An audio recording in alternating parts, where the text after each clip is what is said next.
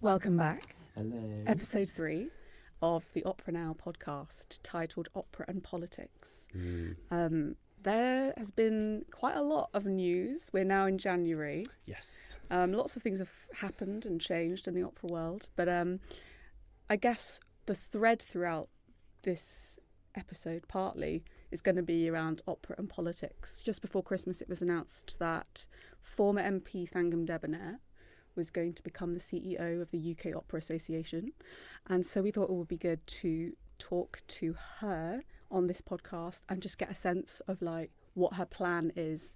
Because at the announcement, it's kind of like, what is this association going to do for the opera industry and what are her hopes? So Holly had that conversation and we'll be joining her very soon after the news, more political news coming from Washington, D.C. I feel like our American correspondent, Holly Baker, has been following the story. That's my new story. But new title. I did ask you back in the summer to do a sort of deep dive into what was happening with Washington National Opera. There was a lot going on since Trump came back into office in America, and lots of artists were very outraged, and there was kind of a split in the opera industry between people saying like, I think we should keep performing at the Kennedy Center, and other people saying no, we should boycott. So tell us, what's the recent development? Yeah, well, it's really interesting. I feel like this is sort of the first story for me as like a new journalist, which I've seen it develop while I've been sort of writing and looking into things. It's quite a sad recent development. I think it was last Friday, the WNO announced that they are leaving the Kennedy Center, which has been their home since 1971. I should also note, in December, the board members of the Kennedy Center, who are all sort of now, I suppose you could say under Trump's influence, they're his personal Republican picks. People sort of like J.D. Vance's wife is now on the board.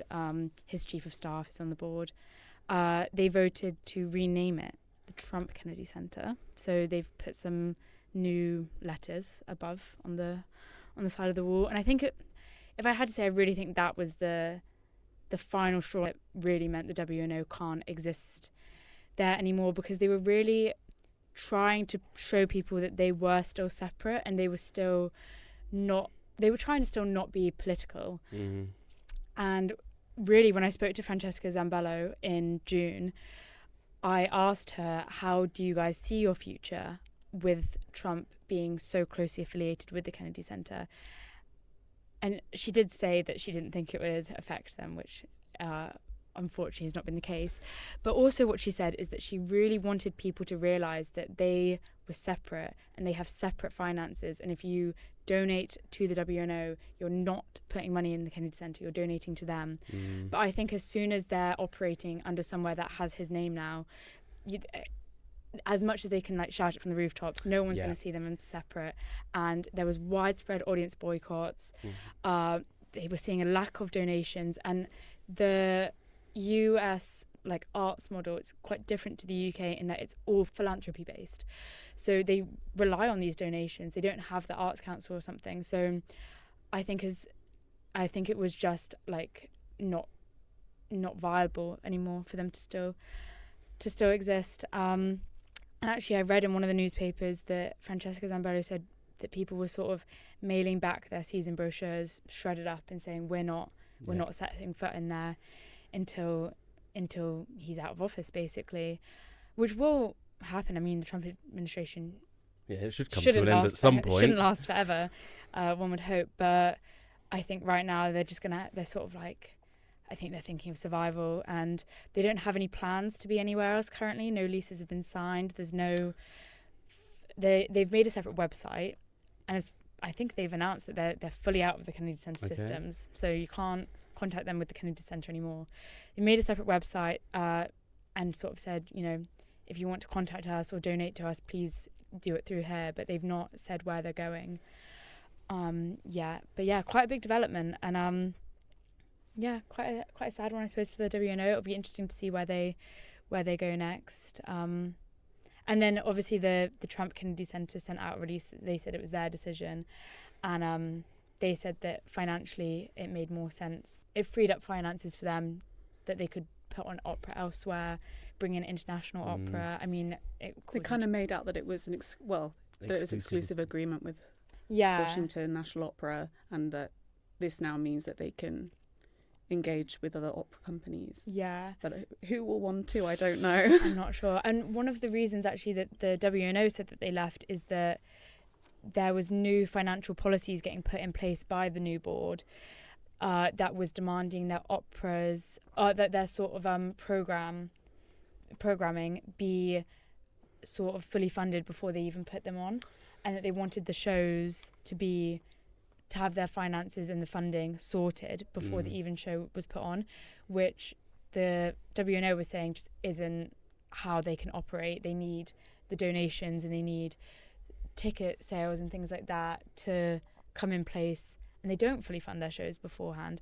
And also, actually, Francesca said in another interview, she said that actually how they operate is so that the bigger names of shows can also help support when they put on a lesser known opera or a smaller opera, and that's really important to them, that they do flag these more unknown works which might not bring in the same money.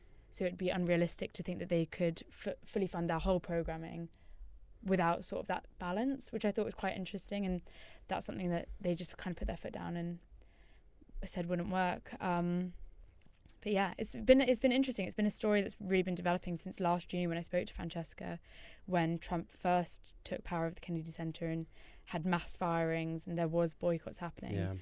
Now when they've just completely cut ties. It's also worth noting that the National Symphony Orchestra, which was another organisation tied to the Kennedy Center, they're still there as far as for now. I know Jean-André and Nose Zeta, their artistic director, made a statement, but for now they seem to be quite steady with the Kennedy Center, but I don't know how long that will last or if it will. I think it also comes down to just like, does anyone really believe that Trump and his followers actually care about what's happening on the stage in there? Like, we don't think, no one could believe that for a second. It's about control. Yeah. From the, I mean, it's also putting the name on the front. Like it's just the name. That's all it matters. Why is that the thing you choose to do first? Yeah, that's the first thing. I mean, it doesn't care what operas are going on in there. It doesn't care what music or whatever's happening in there. Well, what Francesca was telling me back in June is, because I asked if it was going to affect their programming or what they were putting on, and she was like, no, that's been planned for such a long time. Like, they're not affecting that. But Trump sort of came out and was like, we're going to end all the woke programming. We're getting rid of the wokeness. And yeah, I'm not sure where their future will be, but thank you for following it. And yeah, it's very sad, very interesting. Opera doesn't exist in a vacuum, so this is true. Always that's true. Be affected by politics. And it does sort of worry, as in it just makes you worry also what's he going to focus on next? What's the next institution? Because there's a sort of thing with arts and artistic people, exactly. Arts and arts, they sort of generally lean more left, especially in the world of sort of charity and fundraising and philanthropy. And so it just seems like a very easy target and a very sort of performative target to just sort of wipe out and say, look what we've done. Well, more politics to come. You spoke to Thangam Debbonaire, and we'll pass over to that conversation now.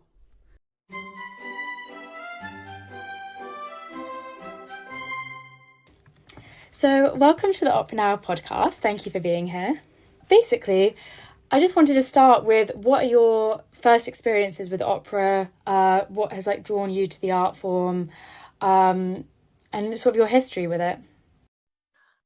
Wow. Well, thank you for asking me to be on this podcast.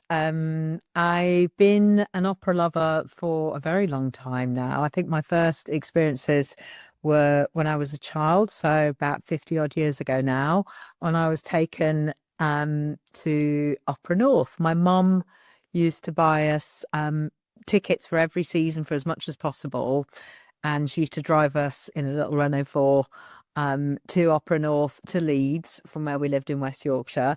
And I've asked my sisters about this, and we can all remember different things.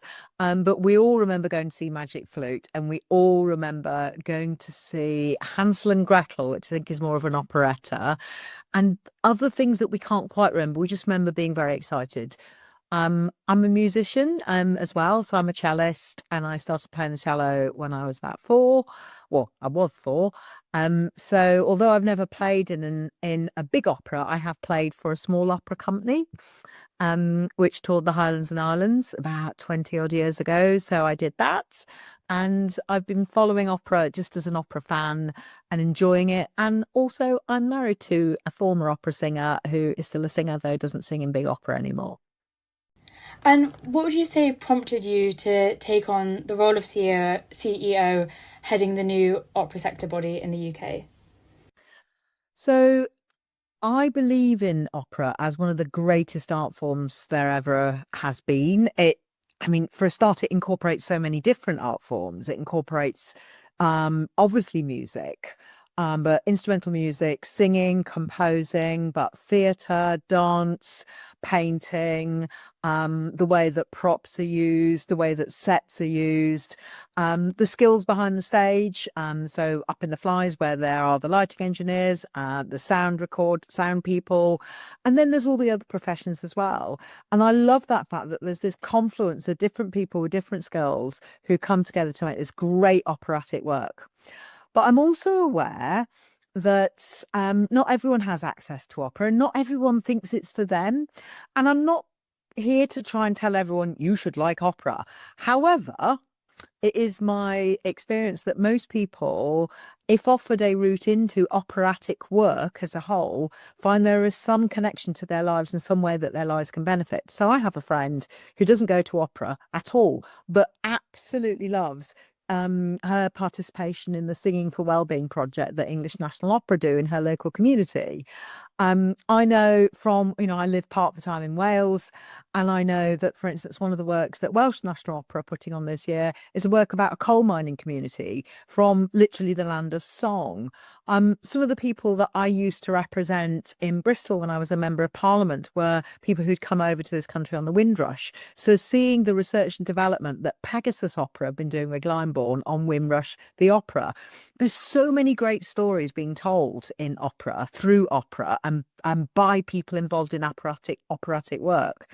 And because I'm passionate about that, and because I think that it deserves to have great championship, I applied because I wanted to see if my skills would match what I felt the job needed, which is to promote all aspects of operatic work to the public, to policymakers, absolutely, to people who fund opera, whether that be the state or private sponsorship or corporate sponsorship, but also to new audiences, and to support opera companies to think about how to develop more new work.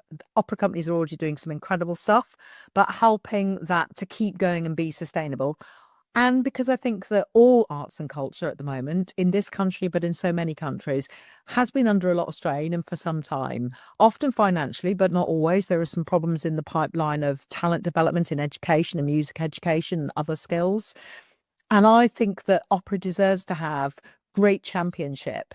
And the opera companies who've come together from all different parts of the sector, all different parts of the country, to form UK Opera Association, really wanted to have 2 people, that's me and Bob Willard-Watts, who's our Chief Operating Officer, who've both had roles in opera ourselves, never as singers, by the way, but we've both worked in opera ourselves, love opera, but also understand how to help communicate that to policymakers and to others, so that we can really make sure that we've got an operatic world that's sustained and growing and developing.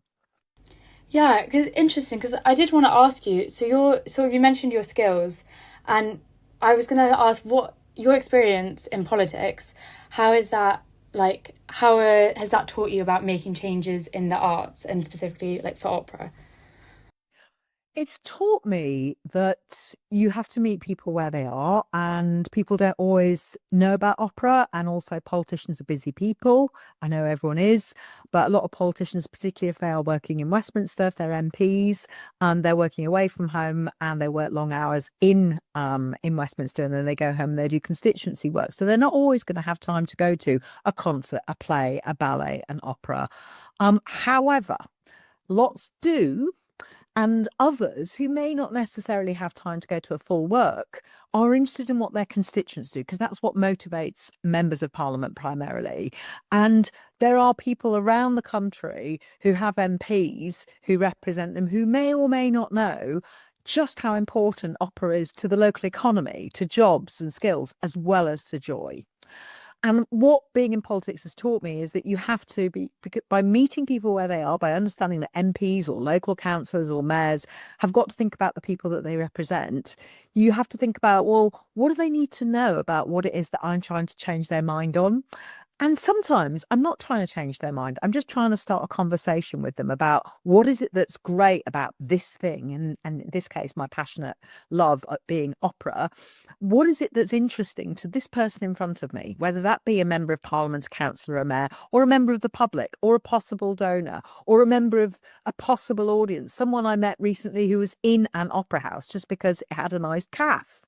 And we just got chatting about, have you ever been to an opera? And in the end, it turned out she did long ago.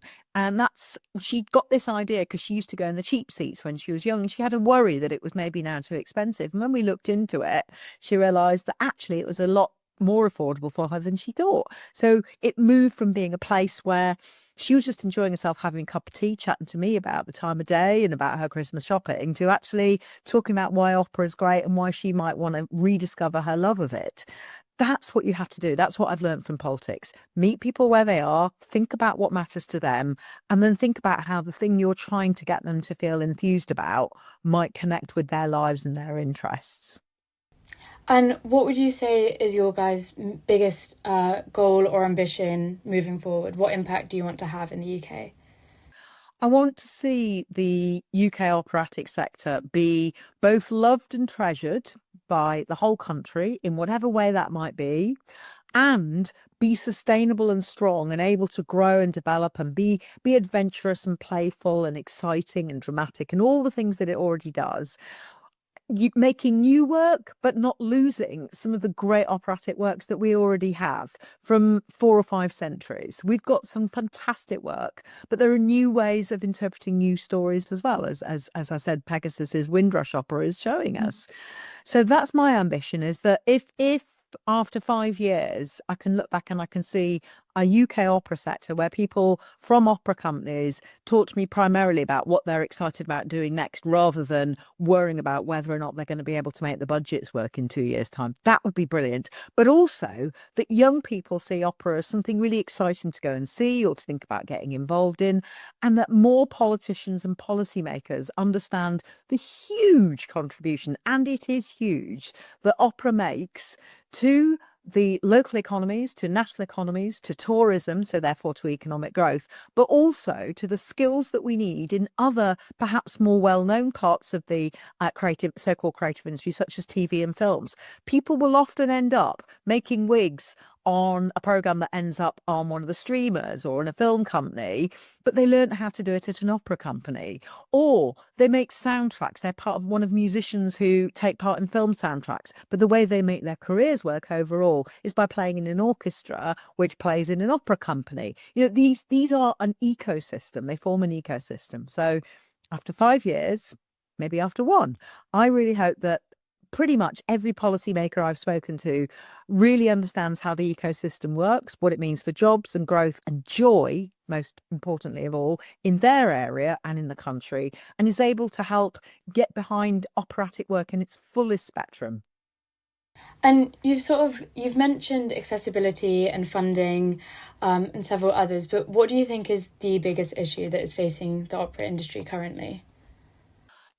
I think facing all arts and culture, but perhaps especially opera, is a misunderstanding about what financial investment actually means. So when the state invests money in arts and culture, it doesn't just go into a hole. It actually, first and foremost, produces joy, excitement and inspiration, but it also produces jobs and economic growth. It actually helps to create more jobs and more economic growth. And those are things that every government, and this government in particular, has said they want more of.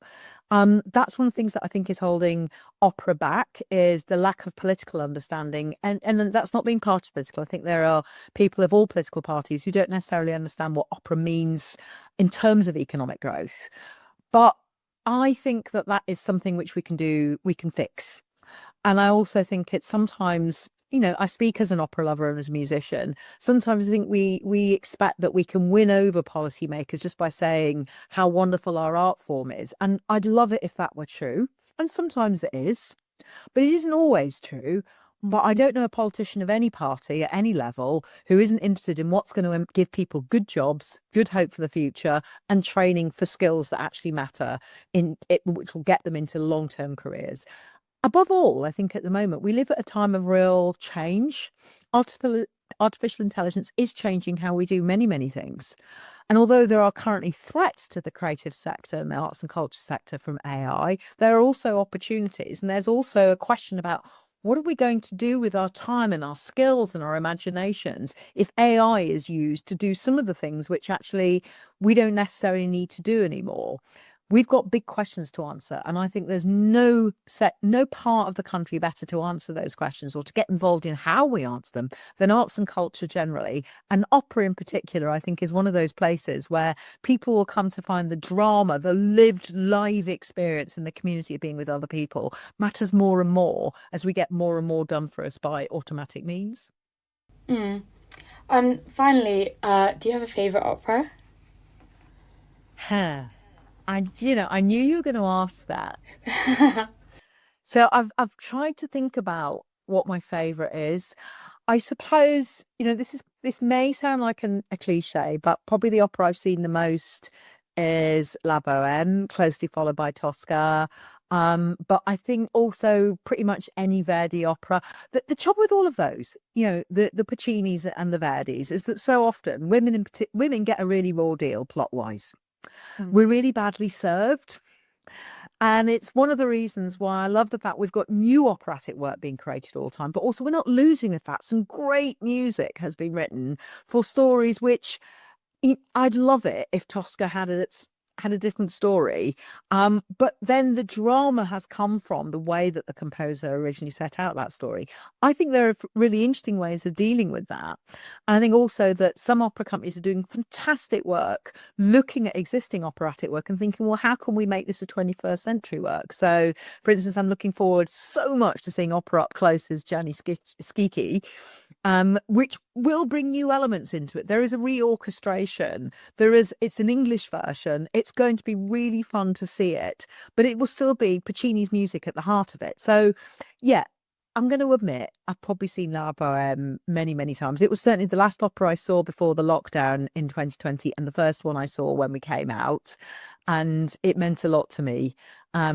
Just hearing that music and seeing the special atmosphere that's created on stage, even if, as I said, I think the women get a pretty raw deal plot-wise. It's a lot of trauma on stage for them, isn't it? Always. But thank you so much for speaking to me. I just want to quickly give you the opportunity, if you have anything else that you wanted to mention or that didn't get brought up that you felt is important to speak on, please feel free to let me know now and we can include it. I'd love...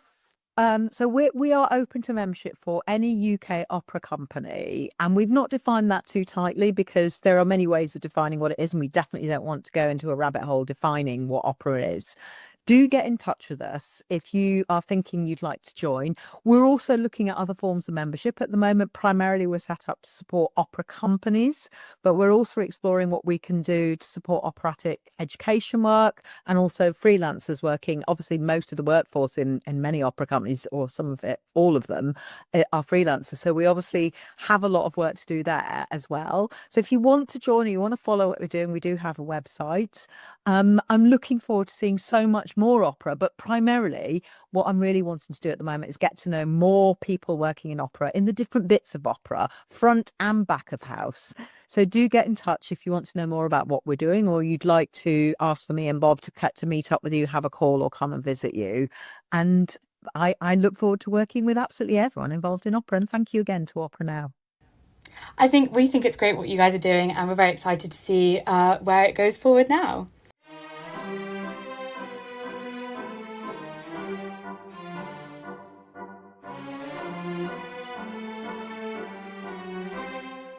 So we're back. Hello. Holly, I had a lovely conversation. That was a brilliant. Yeah, I was gonna say, loved that I conversation. loved my conversation. I did love my conversation with Thang. It was really interesting how her experience as a politician has, I think, placed her in an ideal position to be CEO of the new UK OA. Yeah, it's really interesting what she said about how she wants to like put policies through and how she sees that evolving, and it'd be like really interesting to see what they do and what the future is. It'd be good to see it. Yeah. So we move on to education, which is titled Holly's Opera Education. But this week is also Hattie's Opera Education, because I don't actually know anything. Tell us, well, I do know things, but not about what we're going to talk about. It's also the mansplain segment. Yeah. What are we going to learn about today, dear Jonny? We're going to talk about Wagner's influence on theatre. But that sounds quite a long title, so it's more his... And perhaps can we note your wonderful T-shirt? I just happen to wear this as what a wonderful coincidence. Wash day. And it's not it is more specifically literally his effect on the theatre as a space and as a building. And so we go back to his opera house he had built. So back in the sort of the mid-19th century, Wagner had quite a lot of wealthy patrons, but the big one was King Ludwig II of Bavaria, who was a bit insane. He built sort of the crazy castles you see in sort of southeast Germany, and he adored Wagner's music and the world that Wagner created in his music, and said, "Hey, how about we should build an opera house that, just to house your operas." And that is now what is the Bayreuth Festspiel House in Bayreuth, which is sort of southeast Germany, Bavaria. And Wagner was very instrumental in its design, and it was very different to a lot of the opera houses you'd see in sort of Vienna or Paris or even here in London, because he's made a big change on how people watched opera. So if you go to, even today, if you go to the opera house, the Royal Opera House here in London, or if you go to Vienna or whatever, you'll sort of notice that the way the seats are sat is that it's sort of a round, almost horseshoe shape. So you can now, the boxes at the front, you can see who's in them. They're almost facing you. And that was purely for sort of you could be seen. We want to know what sort of wealthy people. Yeah, because opera used to be about being seen at the opera and less about like the What do you mean used to be? And so the drama or the music is lovely, but who's that? What's happening up there? And the same with the lights were always on. You were not sat in darkness. You just sort of sat. You have a chit chat. The orchestra, you could see them. They're right in front of the stage. So Wagner's Bayreuth Opera House changed all of that. No boxes. There were boxes right at the back, but there's no sort of tiered seating. It's just one sort of raked, actually the best way to think about it is actually it's like a cinema. So just one raked set of seating. Almost. Yeah, almost. Yeah, essentially very American. But yeah, just so there was sort of it was sort of equalised between. So there were no boxes for the rich people. There were no, front of circles or whatever. So everyone sort of was focused on the stage. Also had the lights dimmed, which I don't know if this was the first time, but this was definitely it was definitely pushed. So so they were sat in the dark, and so focus was now on the stage. Why get rid of the boxes? Because it was more the design, so it wasn't sort of horseshoe, or isn't horseshoe, it's just sort of straight down. There's nothing at the side. Also, if you ever have sat in a box, they're actually awful views of the stage, because you basically look straight into the, especially straight into the wings. Poor Jonny. Awful, I can't stand it. Oh, I hate it when I'm in the box. Into the wings. And another thing is this sort of hooded pit. So if you go to, when you go to the Royal Opera House, you don't have to sit that far up to be able to see the conductor and the orchestra, because they are under the stage, but a bit does stick out the front. In Bayreuth, there is a sort of hood that goes over the sort of the front, so you can't really see the conductor, and the pit goes much further, much deeper underneath the stage.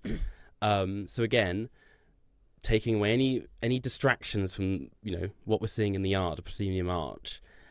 Also, you have this sort of double sort of cross arch. There's sort of one arch, and then there's sort of one just in it, sort of to create this sort of effect of space. There's sort of what's the word? Depth. That's the word.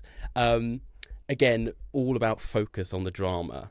But what's interesting about the pit as well is that it was also a sort of a sonic reason for it as well, in that because it's so much further under the stage, the orchestra is a lot more sort of, the sound that comes out is a lot more sort of, I don't want to say homogenous, but it's sort of more sort of kept together and more focused rather than sort of hearing bits of different instruments all over the place. Because he also put the orchestra in there differently. So he sort of halved the violins onto each side. Double basses were halved. There's one on that side, some on that side. Harps, one on that side, one on that side. All for this element of balance. But what is quite interesting is also that the orchestra can't hear the singers at all, or barely can. So it's really on the conductor to keep that together, especially for that sort of length of time. Wasn't his orchestras also a lot bigger? Huge, enormous. Yeah, again, sort of to make up for this, this sort of the size of the space. But yeah, it also meant the singers had to sing a lot louder, or over the course of sort of 5 hours. So it was quite heavy. But in terms of again, what we see in today's theatre, we go in, we sit down, we're silent, we're sat in the dark, and you can't really see the orchestra. No, that's true. They push them further under, and that's down to Wagner. And as I said earlier, it's like cinemas. That's literally the design of his first theatre. It's all because of him. All because of him. Really? Yeah, he was actually very instrumental in the design. There was actually. You can go. There's a museum around there where you can see the sort of the drawings. I have not. No. You can go and see the sort of the drawings of the outside when it was being designed, and Wagner sort of went through and sort of took off a lot of the ornamentation sort of on the outside. All this sort of, he didn't want it to be too flashy on the outside. So and if you look at the inside of the house, it's not the opera house is all gold and it's the stucco. It's beautiful, but it's very plain for sort of the mid-late 1800s. No Rococo. No Rococo here, darling. But yes, and also you could say, because till this day I'm going to say they've only performed Wagner, but they still mostly just do Wagner because it's still his family that run the place. He said it happens in the summer, the Bayreuth sort of opera festival. Oh, it also sort of laid the groundwork for sort of summer opera festivals like Rhineborn and stuff we see today. So yeah.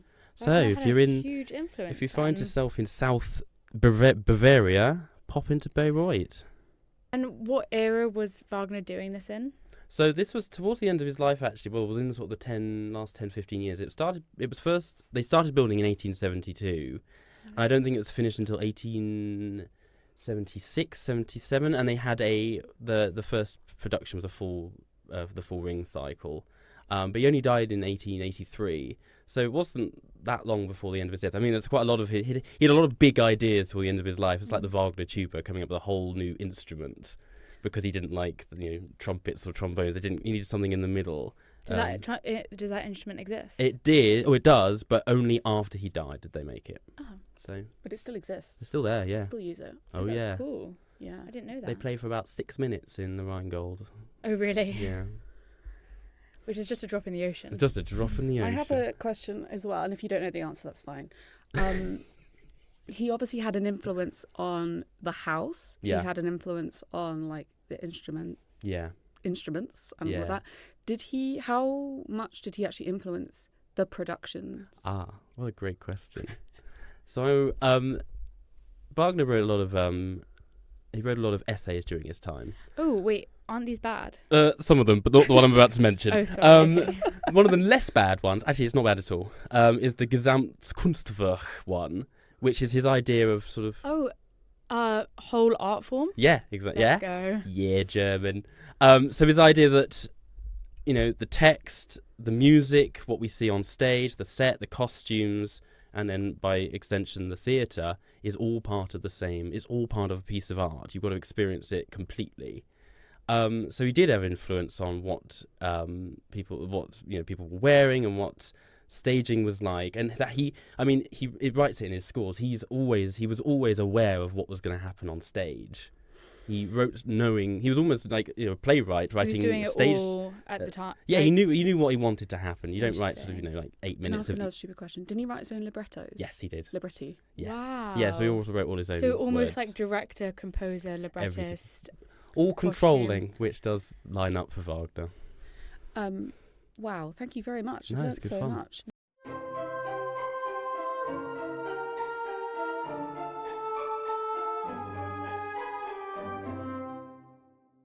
So, review segment. We're going to talk about the ENO's production by Cal McChrystal of HMS Pinafore. Yeah. I was about to say Pirates of Penzance. No. They're quite similar. They are quite similar, I found out. To be honest, all of Gilbert and Sullivan is what's one in my head. Wait until the next, whenever we talk about operetta, which I think is the next episode. Yeah, so we are going to talk about operetta more in depth and opera in English in the next episode. Oh, yeah, because we took Georgia, our editorial assistant opera now, and we were like, oh my gosh, it's Georgia's first opera. And you were like, actually. And I said, operetta. Yeah, I feel like, what a first opera. Stay tuned for the argument that's going to follow in the next. No, I thought it was funny. It had the comedian best known with Mel and Sue, Mel Giedroyc. She was sort of playing this like comedic speaking role in it, and I actually spoke to her about it for Gramophone's January My Music, and she was so funny and she was so lovely, and she was saying how much HMS Pinafore means to her, how she was in it in a school production when she was younger, and it just added to the comedic element of it. It like her role actually really broke the fourth wall, I'd say. It was very much like it was obvious that it was comedian Mel being a part in ENO's HMS Pinafore. Like, they weren't trying to make her sort of funny things. She wasn't really happening. integrated. She was kind of they've causing havoc. They've done that a few times. The ENO, in the Iolanthe, they had a sort of an office boy who gets sort of being pushed around, and the same thing sort of happened in Pirates of Penzance. They like having this sort of like character that can sort of move between it all. That really annoyed me. Did it? Did it? Yeah, it really annoyed me. I'm probably just really cynical before Christmas. I felt a bit patronised by the whole thing, because it started with her and John Safonin, who played the main patter guy. He played Corcoran. the father, didn't he? The captain. Yeah, the Captain captain. Corcoran. Yeah. Cheers. The baritone. And he came on with her, and they kind of had this like back and forth thing, and it felt very children's TV presenter, and it just really annoyed me. I was just like, oh no, here we blooming go. And it was like that the whole way through, to be honest. There was some really good singing. John, I think, is underpraised. Undersung. No pun intended. He has the most amazing, just like, he's like a opera triple threat. His tap dancing was great. insane. Oh, the tap dancing. Oh, the dancing was phenomenal. The dancers also in the chorus, they were wonderful. Yeah. Like the sort of sailors. And yeah, his dancing was incredible. And the set. And shout out to Takis. Big shout out to is it a Takis set? He did the costumes and set. I mean, they were incredible. The sisters and the cousins and the aunts. I liked that bit. I liked that song. They all looked wonderful, and there's like great coloured costumes. And yeah, Takis, who we highlighted his studio in our autumn studio tour in 2025, and he is the loveliest man and very, very, very talented.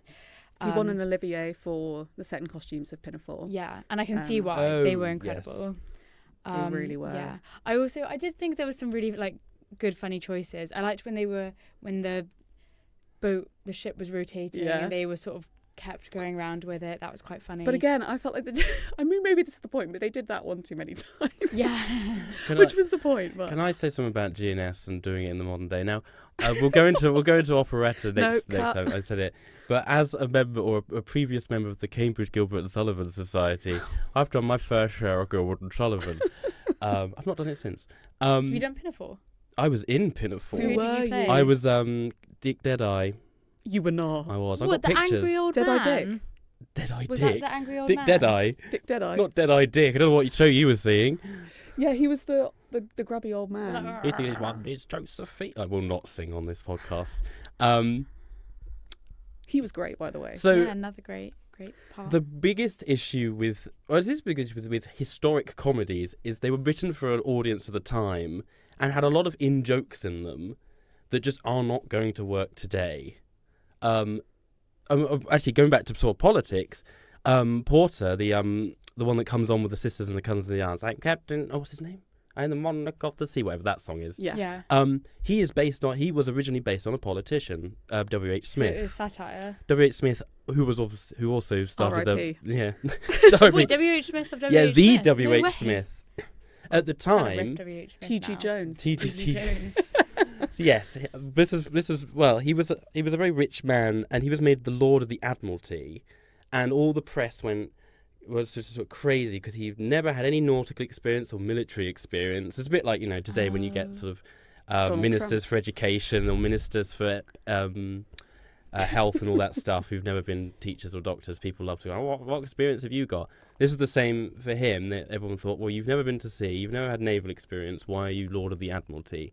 And this character in HMS Pinafore is a direct, sort of send up of him and making fun of him. But no one's going to get that today. Lost on us. Fascinating. So it means you have to start putting in modern equivalents. Modern equivalents slapstick comedy or is more what they put in. slapstick. You have to start doing stuff that's like you don't need to rely on the text. Like, I mean, I haven't seen this production, but I know they'll have cut a lot of text because a lot of it is just jokes that would not hit. They did. Actually, I don't really remember much text. There was definitely text, but there wasn't loads. And then they added in their own text sort of with... especially with the Mel character. With Mel, yeah. Because that character isn't in the original as far as I'm aware. She was an aunt, a sister and a cousin. Oh, yeah, and aunt, and she was one of the chorus. She was a cabin boy. Yeah. Yeah. That's it. But yeah, I find slapstick. I know Cal McChrystal does a lot of operetta, and he did Merry Widow at Glyndebourne in 24. I get it, and people were loving it. The old people were loving it, and I was like, oh. We saw a Friday matinee. It was a little. Love it. Before Christmas. We had a lovely lunch. It was a work Christmas. Okay. It was a work Christmas day out. Okay, great. All on the FOMO. Yeah. All on the company card. Yeah. We're gonna take Georgia to a different opera though, and give her first. Give her a proper experience. Maybe Cosi fan tutte at ENA. Ooh. Tasty. 2 days ago, you went to see Simon Rattle conduct the next in his Janáček series. He's been doing a whole stream of Janáček operas, which had then been released on CD. Yes. Or recording.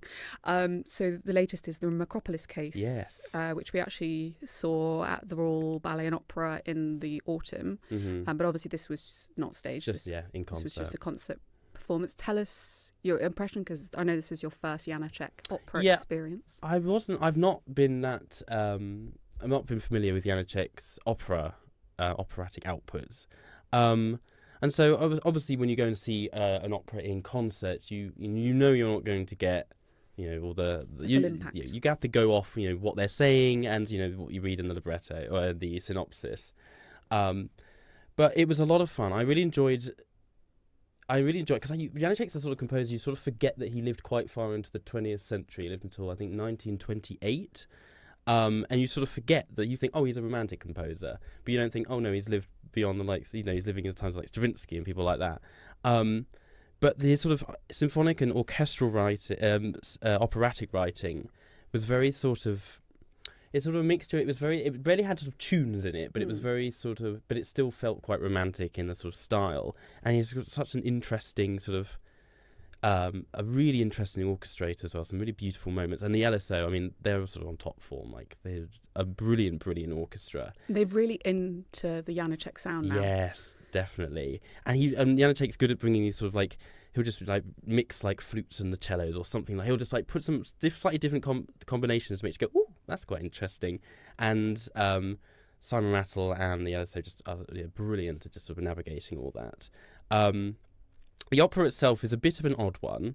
We're sort of not giving too much away. It's about this woman whose father was an alchemist in the sort of the 1600s. And gave her a potion to keep her alive for 300 years. And we don't find that out until... No, not until the very end. But the reason I'm saying... No, okay, that's a massive spoiler. Sorry. I was going to say without giving too much away, and then you give away the absolute. No, okay. The reason I say that is because up for about like 80% of the opera, the first 80%, we have just sort of a bunch of men talking about sort of legal cases and a piece of paper that's somewhere that they need, and you sort of go, okay, great, good. I feel like if you're going to do an opera about a woman who lives forever under lots of different pseudonyms, she's had previous lives. There's this old man who fell in love with a previous version of her, who leaves his wife for her, and takes his wife's jewels and said, we're going to run off. He's like an old man. He's like, you haven't aged a day. That's so exciting. And I feel like they slightly did make the most of that. Can I talk about the Katie Mitchell production that I saw? Yes, do. So Katie Mitchell's production, which I thought was amazing, and it was actually only my second Katie Mitchell production, and everyone else was being like, oh, it was a Katie Mitchell bingo card off a split stage and all of this. But what she did was to make the talking men palatable. Less boring. Well, she had this subplot going on where, you know, the younger woman who's really kind of inspired by the opera singer. Yes. I can't remember her name. Yeah. Is she an opera singer in the original? Yes. Yeah. So the younger woman who's really inspired by the opera singer, they kind of create Krista. They kind of create this lesbian affair that happened between the two of them. So she had this mobile phone. She had this dating app going on. So all these men are chit-chatting about law, and while that's all going on, it was kind of this really iconic feminist sexting brought into the fore, and then we see them having sex in her hotel room on the split stage. All the men are chit-chatting in the lobby, and this whole other element was going on, and it just made you it was just such a brilliant way of getting through all those male chit-chatting. Well, I think more operas need that. I think more operas need, and also I really appreciated the queer element of it as well. I can see that though. I feel like if you've lived 300 years, you're going to try. You've done everything. Yeah. The character of Amelia Marty, she has plenty of other names throughout, pseudonyms that all are EM, that's the sort of thing. Such a fun character. I think, she is a sort of a woman in the world of men. But she just sort of does whatever she wants, and I love that. It's just a bit when she's arguing with someone, wants to get a paper with someone, she just goes to sleep. And he's like, oh, you've just fallen asleep on me. Great, lovely. Was that one of her fans coming to talk to her? I can't imagine. It's towards the end. No, I don't think it is. Okay, yeah, because she is very, she's just very iconic. She's great. She's had enough. And then she's just like, it's just brilliant. But the German soprano that played her, Marlis Pettersson. Oh yeah. Phenomenal. She is so good. Again, there's an issue, not an issue. There's a challenge with operas in concert. And that is, you can usually get people just coming up to the front and just sort of looking down at the music and just singing for 3 hours. And you're like, great, okay.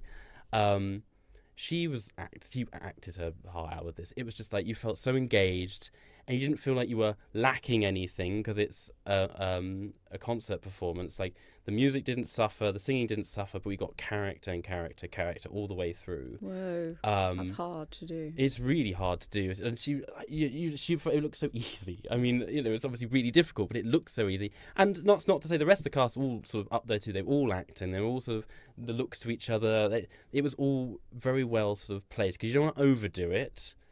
With concert performances, but you also just don't want to sort of stand there like a lemon and sing for 3 hours. But yeah, really, really good evening, actually. Good fun. Good fun. Wonderful. Well, thank you everyone for joining us. Thank you. Do check out Holly's, both her in-depth investigation into the Kennedy Center that was published in the autumn issue. Check that out as well as the latest news stories. And thank you again to Thangam Debbonaire for giving us her time, and look forward to seeing you next time when we discuss opera in English. Yes. More news. Yes. More reviews. Yes. And Verismo. Do please follow us, or like us, subscribe to us wherever you listen to your podcast. We're on YouTube, we're on all the podcast platforms. For more Opera Now. And follow us on Instagram at Opera Now Magazine.